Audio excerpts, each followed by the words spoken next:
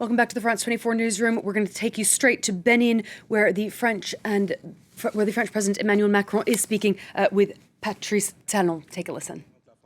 On the quality of the relations between France and Benin. Indeed, allow me to say that the cooperation between our two countries over the past 5 years has seen unprecedented developments. Economically speaking, public financial support provided by France to Benin is close to 2 billion euro. This financial support has covered most of our priority interests. And this over the past 5 years, i.e. 2017 to 2022.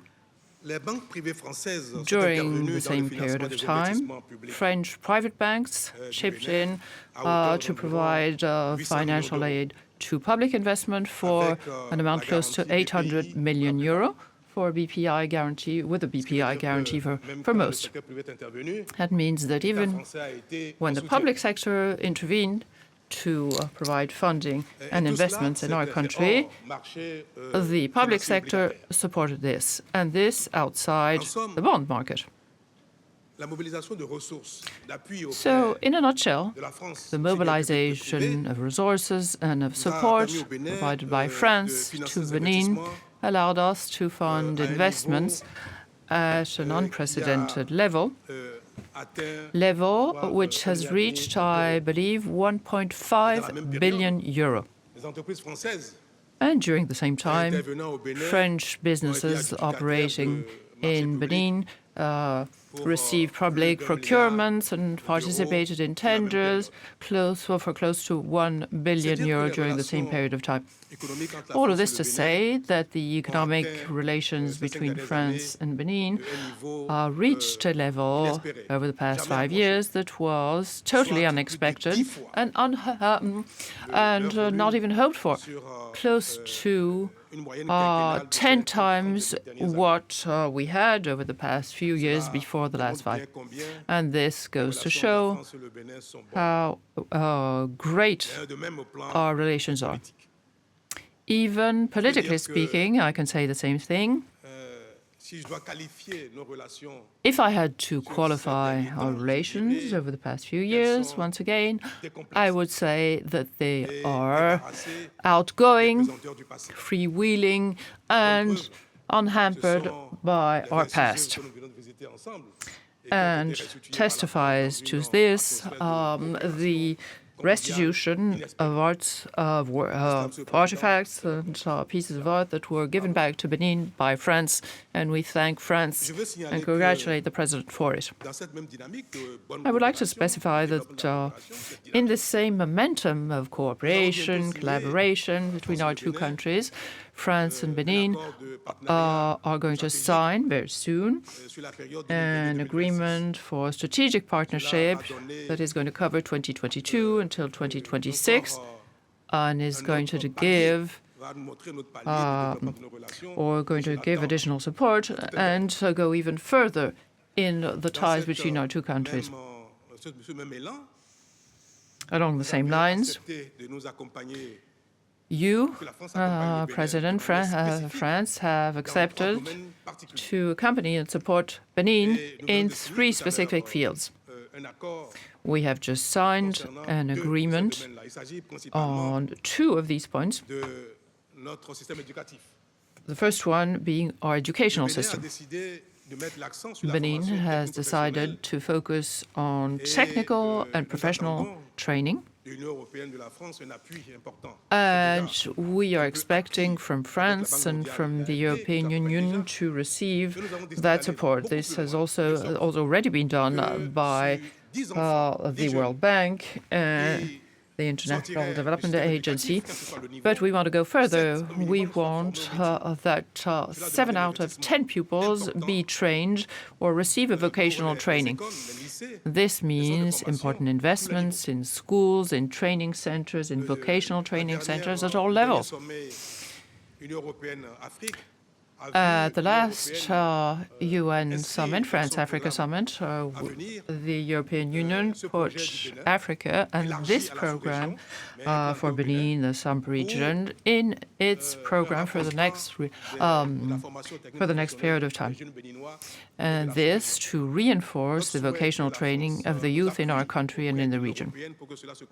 We wish to have France support us alongside the European Union so that we can benefit from your direct support and receive trainers from France and Europe here in Benin. You have just given us your agreement on this particular point, and we thank you for it. We have also agreed with you and your teams that we would receive additional support from France in fighting terrorism. Terrorism today is one of the main challenges we have to face, and unfortunately, allow me to repeat this, we haven't yet won this battle, and we haven't managed to convince the French military authorities on one point, which is to convince them of giving us additional military equipment. However, I would like to thank France for the cooperation in field of intelligence and also the reinforcement of military capabilities. Even if our military men are well trained and have exceptional intelligence, we still need equipment, military equipment, and arms. And on this point, we hope for additional support from France. We have the financial means of acquiring this equipment, but given the current circumstances in the world, for us acquiring this military equipment is problematic. That is why we hope for your support, because we know that you have the means to provide the military equipment to us. So I would like to say that in this field as well, the cooperation between our two countries is good, not as good as could be, but anyway, commitments have been made between our two countries. As for the second field in which we've signed an agreement, it's in the cultural realm. Everybody knows that the cultural and artistic field generates development, generates wealth, generates jobs, and our ambition is to turn Cotonou into the artistic hotspot of our sub-region. We are now investing close to 2 billion euros to create an artistic and cultural environment in the sub-region. And I think this would match the French artistic imprint in the region. And this would allow us to create a cultural and artistic neighborhood here with the French Institute that is going to be much better than the one we had in the past, because the French Cultural Institute in Benin lacked ambition. So now we need to have a better one, more ambitious one. And we also like to have a residence for artists like the Villa Medici.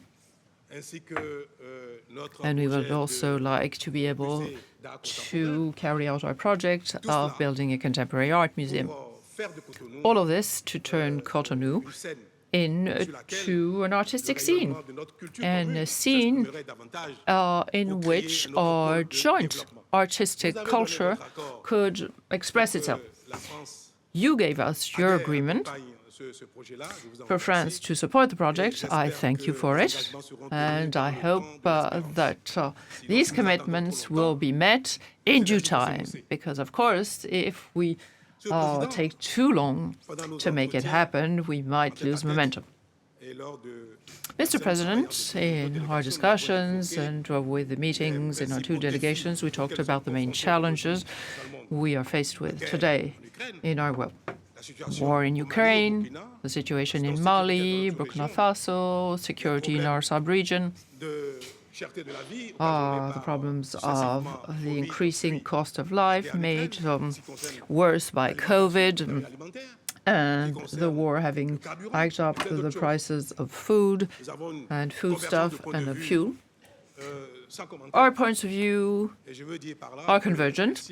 No comment on that. And I might say that if we think alike, we might as well make it seen in the field of private investments from France in Benin. What I'm saying is that where we still can do better, I expect our two governments, yours and mine, do whatever it takes to live up to the situation. And I'm talking about private French investments in Benin. They are still at a very low level. And I was saying earlier on that the public procurements and the tenders that French companies participated in Benin is a market that is far from ideal. The ideal would be foreign direct investments, French direct investments in Benin. And with all that is happening in Benin, all of the reforms that are underway, and all the seriousness of the administration and the private sector, where one needs to be is here and now, here in Cotonou and here in Benin. This is where you need to invest. And time will show that I'm saying the truth. I mean, first come, first served. So that's why I'm saying that I can only encourage you to do so. And here I'm talking to your delegation. And I would like that the French private direct investments be supported in Benin, because the environment is propitious to that. And lastly, before I give the floor over to you, President, to give us more details on the delegations we're facing together, I would like to pay tribute to France and tell the French people and tell the French public authorities and tell you, my dear friend, how happy we are and how satisfied we are with the quality of the relations between our two countries, and how grateful we are for the support given by France to Benin in almost all fields. And I would also like to say that we can only hope that they are going to grow greater in a framework of free cooperation and for the mutual benefit of us both. So you're not staying very long. This is a short stay. You will have spent one night only in Cotonou. I would have loved to be able to host you for a longer period of time because we have so much to discuss. Even if we brushed over those, it would be wonderful if we could meet for a longer period of time, because we had our delegations with us, your delegation, your staff, my staff, and this can only give or provide additional success to our intentions, to our projects, and to our commitments. So I hope we can meet again very soon, either here or in Paris, and that our staff can work together on more projects. Thank you very much.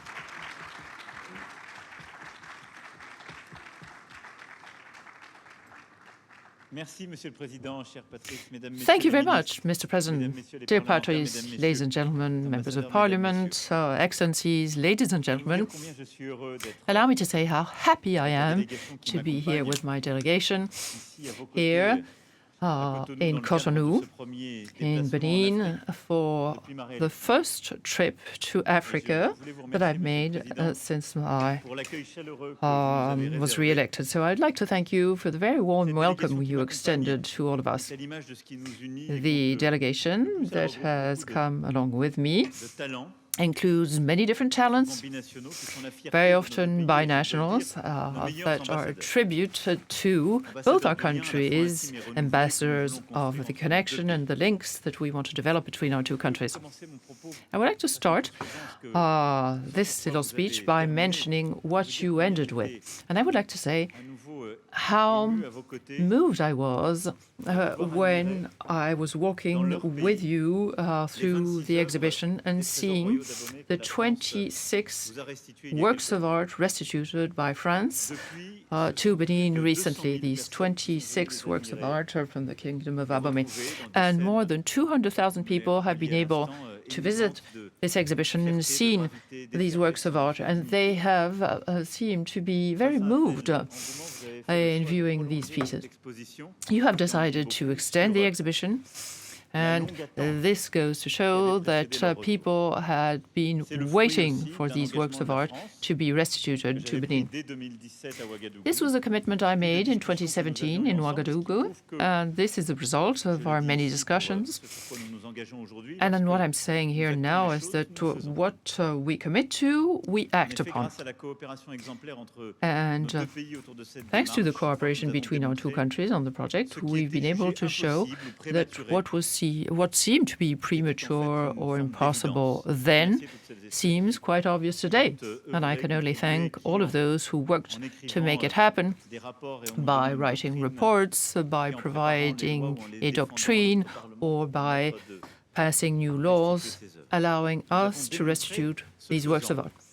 We have demonstrated by doing this, and we've just seen it, that an act of restitution is not a loss or any reason to be sad about. It's just a continuation of history. It is a possibility or the opening of a new page of history. It's a reinvention of these artifacts, of these works of art, and of these pieces of the treasure of Abang. This is a gesture that is partly mysterious, partly spiritual, but certainly looks towards the future. And with this exhibition that includes works of art by contemporary artists of Benin, which you organized, I am very happy to have been able to visit it with you and to go through some kind of genealogy of the creation in Benin. And we've committed ourselves with Benin jointly to have a partnership of cultural collaboration. This region, this sub-region, is the throbbing heart of the artistic field of the African continent. And I would be very proud, Mr. President, if it were possible, and if we can organize it, and if there are no reservations on your side, we would be thrilled to be able to welcome the exhibition that we've just visited today here in Cotonou. We would like to have it in Paris and to see it travel to Paris. It would be, I think, an excellent way to carry on in this momentum, in this dialogue, in this exchange that I had the great privilege and honor of seeing in Montpellier at the France-Africa Summit a few months ago. And we're going to carry on along the same lines and in the same spirit. And we are going to support the creation of a school, of the cultural heritage. And it is in this spirit that we're going to carry the same project, this new project that we signed with the President, a new cultural project. What we want to do, and we're very proud of what we've done with the Institute, we want to build something greater, and this is what our teams have been working on. Since Ouagadougou, we've covered a long way through the exchanges between our civil society and our diasporas. We've managed to pave the way for transformation of our French Institute to make it a better member for partnerships. And what we want to do here is to be at the forefront of what we want to do with you. In the next few months, we want to build this new French Institute, a Franco-Beninese Institute, that will allow us to be in an even closer cooperation and in a greater intimacy with the Beninese cultural scene. All of this is at the core of the artists and designers and creators in your country. And to that, we would like to add on the project of a villa, as we call it, like the Villa Medici in Rome. And this is a bit tongue-in-cheek for me to say, because I entrusted this to a Franco-Beninese young artist, and I would like us to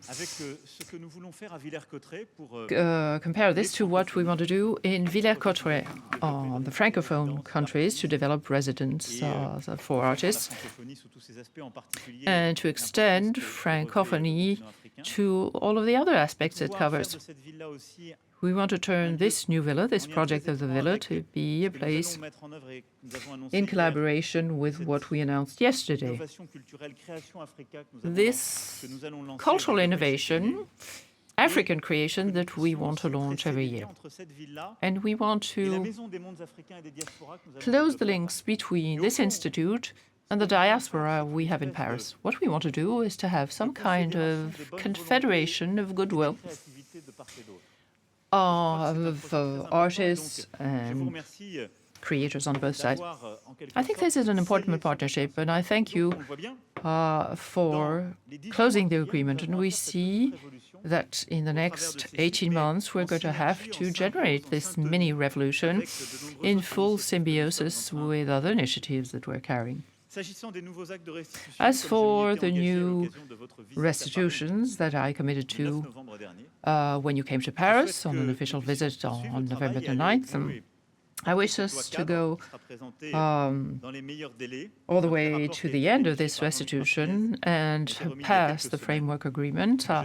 We received a report by Jean-Marc Massignes a few weeks ago, and I wish us to be able to complete what we initiated here and to make sure it happens and serves our greater ambition.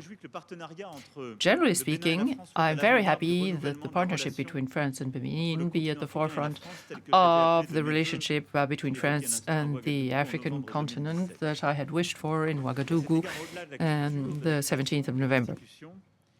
And in this respect, the restitution of works of art is symbolic, is a symbol of the collaboration in all fields. And we have new priority axes, education, politics, economy, and all of these are priority topics that we share. So this is why France will carry on committing alongside Benin in its efforts for reforming and promoting this interactivity. You very kindly extended invitation to me to come here with my delegation. I have several investors here with me who are here with our Minister of Trade. They were here to visit the project of OTB, which is putting Benin on the list of countries that are innovating, and we can count on you, and you can count on us to support you. This is something that is going to benefit the African people, and this is something we support fully, and we're happy to go ahead with it.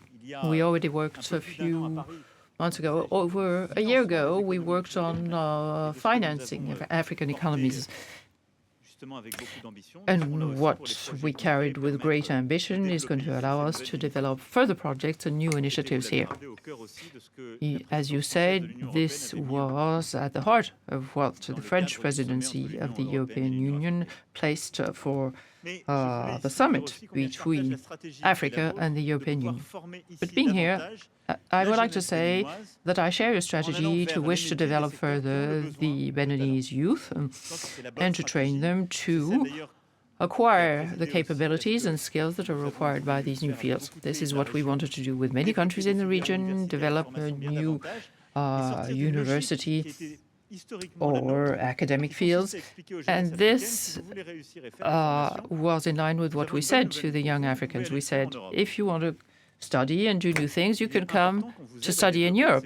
But it's important that we also develop the educational sector here in your country, because I think that it is at the heart of a win-win situation that derives from a respectful relationship. So, this is why this afternoon I will go to Simicity University with directors of academia, French academia, and we will carry on signing partnerships with several schools, universities, and academia for all sorts of curricula, going from art to culinary skills, you name it.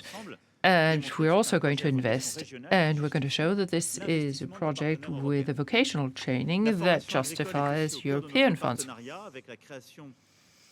We want to create 10 high schools, agricultural high schools that will be supported by our ministry, and we want to support entrepreneurship and private investment.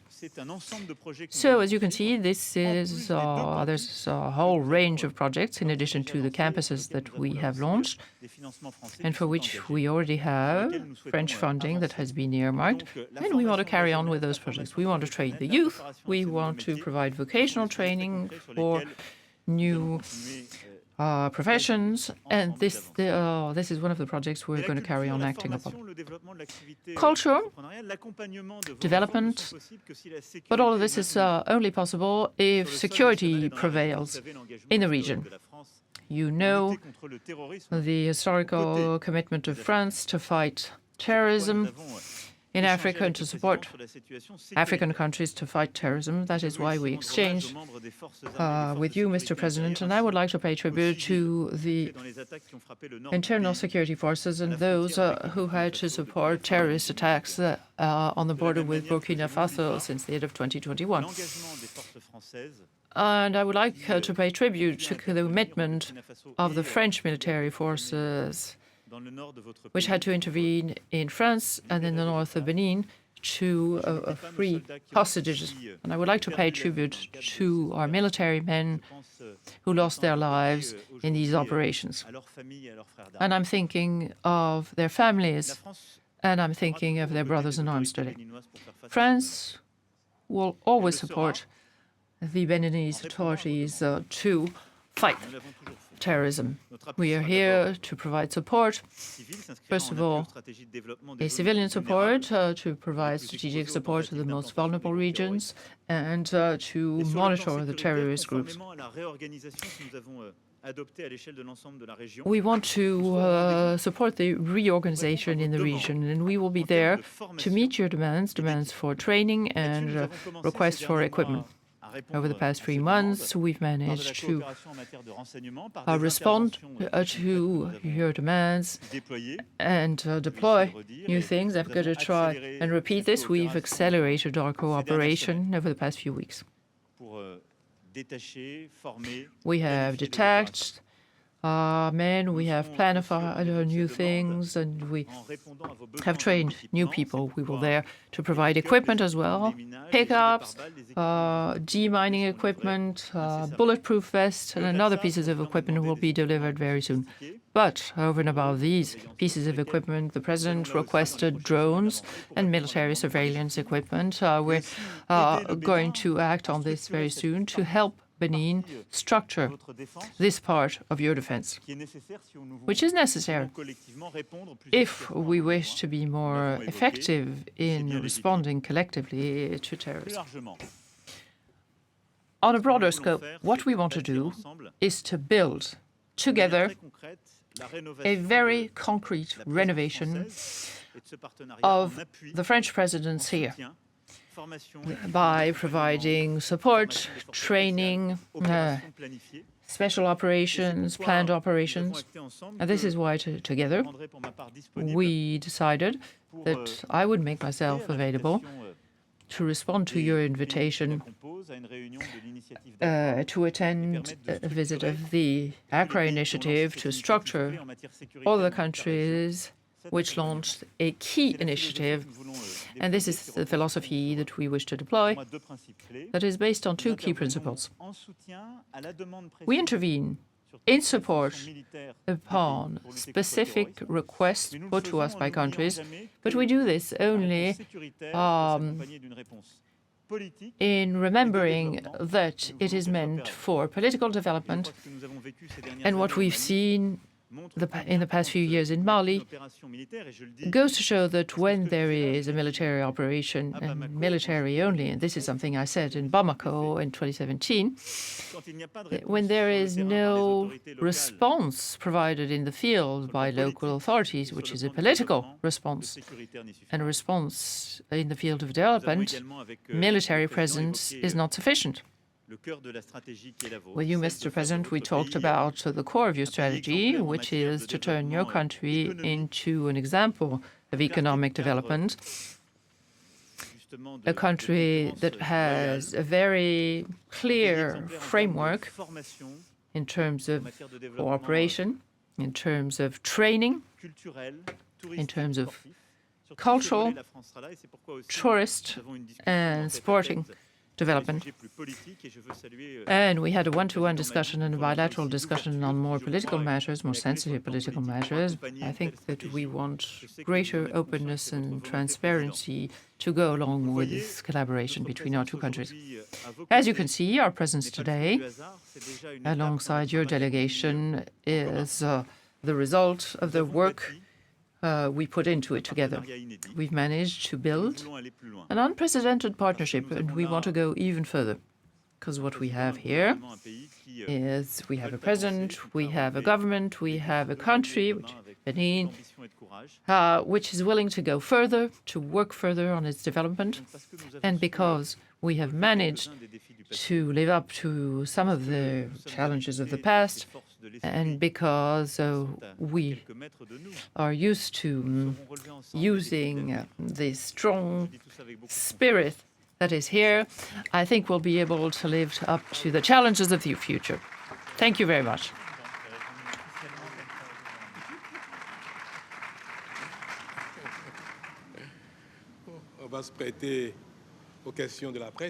Ladies and gentlemen, we're going to take questions from the press. We have 5 minutes. If that is agreeable to you, we will go ahead. Thank you, Mr. President. My name is Ricardo Loïc Bekou. I'm a journalist at ORTB, the national television in Benin, and I would like to put a question to President Macron. Mr. President, you committed to pushing for the adoption of the framework law to provide further restitution of cultural pieces and works of art to Benin. Is there some kind of schedule, calendar, dates of future restitution of the works of art in France to Benin? Thank you for the question. Well, work has already been done on this. In November, when I said so, we've done quite a bit of academic work led by Madame Savoy and Mr. Sarr, who are part of the delegation here. Madame Savoy is here, and Mr. Sarr is certainly with us in spirit. And they've done a census of the works of art and worked on the doctrine, and we started implementing the work and preparing for future restitutions. We've already made some restitutions. Every single time we had to pass a new law because of the French legislation. The French legislation protects works of art to prevent them from being dispersed and being taken out of the territory. What we want to do now is to make restitutions simpler. On the basis of this new doctrine, a piece of work was requested from Mr. Martinez, the president of the Louvre Museum, with a list of criteria. So we are scientifically, quote unquote, ready. Now, the minister is going to draft a bill, and this draft bill is going to be submitted to Parliament, the French Parliament. In parallel to this, I hope that our scientists, our curators carry on working on this project, which is a project of long haul. Of course, it is not arbitrary, and it's not the result of anything arbitrary. It's not a gift, it's not a political gesture. It is something that results of very scientific criteria based on the conservation of the criteria for conservation of the works of art. And this work can be done while we're working on passing the draft law. The teams in Benin and the teams in France are working together, and they're going to be able to identify other works of art that might be part of the scope of all of those works of art that might be restituted in the future. The law, hopefully, will be passed. It will be submitted to Parliament, and I think the next semesters will allow us to finalize this law, and we'll be able to carry on working together on the restitution. Good afternoon. My name is Philippe Ricard for Le Monde. Mr. Macron, you talked about a policy of openness implemented by President Talon. Does this mean, Mr. President, that you're thinking of releasing people that have been imprisoned for their opinions, or are you thinking of bringing back those who are in exile? It's President Macron who mentioned my policy of openness. Well, of course, yes, we talked about this particular point. And of course, the political element is essential in all countries of the world, even in developing countries or in developed countries. And of course, the concern of all of us is that political elements do not pollute the economic environment. So we need to be able to work on the political elements to make sure that the political image is favorable to economic development. So I'm not surprised to hear your question. Of course, our image has been a bit doomed by economic events in Benin. I am not shamed by them, and when you come from afar, you have to be able to live up to all sorts of challenges, even our own difficulties and even our own shortcomings. The political situation that Benin was in required efforts to be made to carry out a reform. But a reform can never please everybody. A reform bringing new positive elements sometimes removes privileges, of course. Even if undue, it can remove them. So in the political field, all of those who've seen their privileges removed, of course, this generates a lot of turmoil and a lot of chaos. But one thing is to defend opinions, political opinions and causes. Another thing is to use conventional elements to defend their opinions. But jihadists defending their cause consider their cause to be just. Serving the idea of a God for those who are believers, it seems perfectly justified. But if this cause seems undisputed and unfree, does this mean that they can use every single means they have to defend their cause? Well, no, it's not true. Likewise, in politics, you might have the feeling that your cause is just, but you do not have the right to use means that are reprehensible or means that are criminal to defend your cause. But this is what happened in Benin. I agree with you to say that these people acted in the political field. But the acts perpetrated for defending their causes should be punished. But unfortunately, every single time the press has, or not only the press, but even sometimes the international political class reacts, they say, when are you going to free these people? As if they had never perpetrated the acts they did perpetrate. Very often, one can mistake an opinion for a political accusation. No, but there's no confusion here. But I mean, I agree that everybody can think what they want to think, but freeing or releasing people who have convicted crimes is not the epitome of a political openness. No, but it's all very fine that the reforms underway take into account a more favorable environment, a more peaceful environment, that the people are not excluded because of the new reforms. And I think this is what President Macron alluded to. However, the people that are being held prisoners, or the people who are in exile, all of these are issues that are being much discussed, of course, and we've discussed it. I've discussed it with the president. The general atmosphere that pollutes our environment and our efforts towards developing the economy are certain. But what I can say for now is that, in my opinion, there is no claim that is justified for people who have committed crimes. So the way we look at the issue is problematic for me. For example, the Gilets jaunes, the yellow vests in France, they have political claims because their claims run against with the choices of the current government.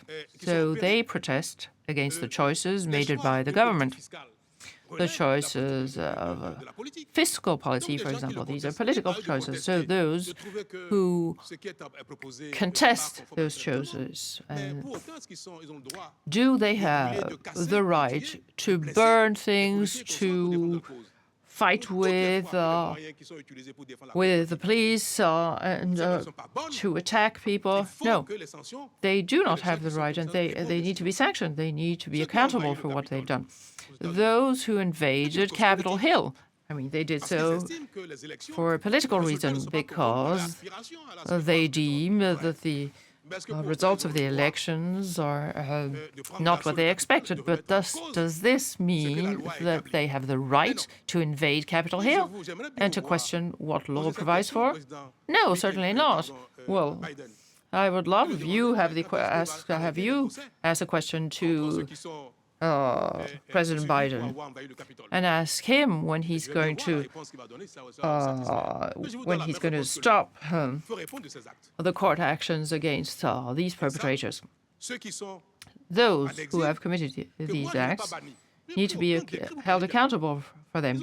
Those who are in exile have decided to flee. They've decided to leave the country. I'd be happy for them to be submitted to justice. So there's no decree that has been signed to force anybody into exile. But those who are in prison, of course, it can happen that something be done, for example, that they benefit from some kind of amnesty. Some crimes are sometimes appealed, sometimes even political acts have been pardoned. But in Benin, nobody is imprisoned for political reasons. People are imprisoned because they have committed crimes for political reasons.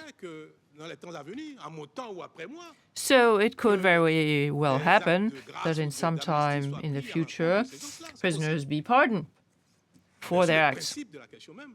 But on the matter itself, on the issue, I feel very right in saying that I want justice to be rendered in Benin, because what is important to us is to have the rule of law, freedom, democracy, and proper governance in our country.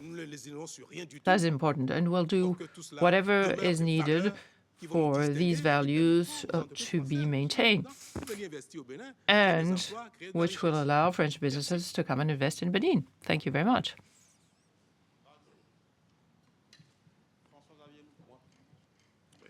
François-Xavier. We've been hearing there from Emmanuel Macron and Patrice Talon, the French president, continuing a three-nation African tour with a stop in the former colony of Benin. The leaders said France would provide more military equipment and intelligence in the fight against Islamist militants in the region. Attacks have increased in Benin and other countries in recent months. They said they would work to deepen economic ties, but they did have a somewhat unusual focus also on cultural issues. Benin has welcomed the recent restitution of 26 pieces of artwork which were seized during the colonial era, a move that Macron said was opening a new chapter of history. Well, I'm joined here on set by our international affairs editor, Douglas Herbert. Doug, we've been listening to that press conference. Yeah. There had been some criticism of Macron's decision to go to Benin because of a political crackdown in the country. And we heard some pretty strong pushback from Patrice Talon about those allegations. Yeah, it took a while to get to it, right? Almost at the very end, it took a journalist's question. But we saw extremely strong pushback from the president of Benin, a man who has, like you said, been accused of essentially tarnishing what was was once Benin's reputation as a beacon of democracy, as a beacon of a vibrant multi-party political system that had been thriving for decades in Benin, really until he came to power and started to slowly, through both reforms and just the climate that he imposed, effectively muzzling the opposition, and making sure that his party, had the rule of the roost. Because the situation right now is he won his last election. Basically against no opposition. His opponents, his only real opponents, were rounded up and put in jail. Now he, pushing back forcefully, with the idea that these are prisoners of conscience, that these are political prisoners, people who have been jailed or detained merely for expressing a political view in opposition to his own. He's saying that these are people who committed crimes in the agency of their cause, equating them to the mob that stormed, the insurrectionists in the United States stormed the Capitol, actually, killing people and rampaging through and creating mass destruction in the process. So it's a man who basically, he definitely is spinning his own narrative, but not giving an inch to his critics who say that he has single-handedly, as a leader, sort of rode back on what had been quite a lot of progress since, over the past 3 decades, since, if you want to trace it back to 1991, which is when really it became the first country, the post-Cold War country, to have a multi-party system, to introduce multi-party democracy, to have a series of contested elections. His predecessor in office before 2016 served 2 terms and stepped down when he lost contested elections. That is something that this current president has shown no indication of doing. And the fear among those in the opposition, including those in exile or those in jail right now, are that he is going to, by hook or by crook, or because he has basically a stranglehold over the parliament right now, it's only his party, and over the entire political landscape, that he is going to make sure that he has the means, if he wants, to prolong the mandate for the presidency, which we've seen other leaders in Africa do. But at first we had reason to believe that Benin was not going to go down that path. So it's a president who, when you're listening to him, he's very cocksure in the way he speaks. He's very self-convinced, and he seemed very self-assured in what he was saying. But I suspect that is not going to get a good reception, obviously among the opposition, but also among opposition in France, who wrote to Emmanuel Macron urging him to push back and to bring up these issues of the democratic rollback in Benin. And as you said, it did take quite a while for us to get to that sort of meat and bones of that particular issue. Throughout most of that press conference, there was a lot of focus on the more positive aspects of the relationship between France and Benin, with a particular focus on security issues. Yeah, this is really the reason Emmanuel Macron needed to go there right now. Look, what's been happening, on July 13th, the day before Bastille Day here in France, Emmanuel Macron was addressing the French army. And at that time, there's right now in Mali, where the French troops have been based for a decade now, there is a drawdown. That is, they're withdrawing the troops because there's a sense in France, and Emmanuel Macron expresses himself, that the authorities there were just no longer effectively or usefully cooperating with France, and they were actually working at counter purposes to France, which is why they said we have absolutely no reason to keep our troops there in harm's way when we don't have a government in place that seems to support us or have any tolerance for us. So as they pull out of Mali, he has said, we are rethinking the paradigm right now. France has to rethink its entire model, its paradigm for how it does military business, how it does the anti-jihadist fight in Africa. How do you deploy resources? Where do you deploy them? How do you get governments to cooperate? And he even alluded to this there. He needs Benin right now. The jihadist threat is spreading from the Sahel region just to the north down to these coastal countries, including Benin, which is wedged between Togo and Nigeria, and it's below Mali, and it's and Burkina Faso. How do you get these countries in the Gulf of Guinea, where the jihadists are coming into their northern borders? How do you secure those borders? How do you fight back? We heard the beginnings of some sort of cooperation, better intelligence, aerial cover, military equipment, which we all but heard the Benin president thanking France, gushing with gratitude, but saying we need more. And Emmanuel Macron basically indicating he's ready to do more, but at the same time, he doesn't want to repeat of Mali. He wants to make sure that if France steps up to the plate and cooperates, he's going to have local governments on board in these countries that want France there and are really willing to cooperate. And we did hear a lot about this restitution of artwork because this is a really important issue for the country, for these two countries, given their colonial ties. Patrice Talon said that the recent restitution of about 26 artifacts to Benin allowed them to go ahead unhampered by our past. Yeah, unhampered by the past, meaning a very bloody colonial past in many cases, where the French massacred independence movements in Benin. And obviously, Benin isn't the only place where we had colonial masters acting very badly, to say the least. But Benin is a case in point. So it's part of this acknowledgement that there are people who would like to continue to address that past. And it's probably a necessary work going ahead. But these leaders would like to accentuate going forward. And that's why the patrimony is so symbolic but so important, because these are artworks that were literally stolen from what was then a kingdom of Abomey, and during the French colonial period, pillaged, robbed from the country, brought to French museums where they were on display for many, many years. Finally, bringing them back there is tantamount. It's akin to basically restoring the dignity, the pride, the patrimony, the very soul and identity for a lot of Benin people who've never viewed these artworks before. So it really is, it's not empty words or empty praise when you heard the president really, really showing his gratitude to France for finally agreeing to bring these artworks back, giving a chance to the Benin new generation of artists to display their artworks alongside these, showing a continuity of Benin's history and its heritage along the way, and saying as well, we want to make, Emmanuel Macron, we want to make restitution simpler. So going ahead, this should not be the last artworks returned to their rightful owners, but this should be the beginning of a process that in the future, down the road, will be a lot easier than it's been in the past. All right, Doug Herbert, thanks for talking us through some of the issues that were raised in that press conference. Emmanuel Macron and Patrice Talon speaking there in Benin. The French president will be continuing his 4-day, 3-nation tour with a stop in Guinea-Bissau on Thursday.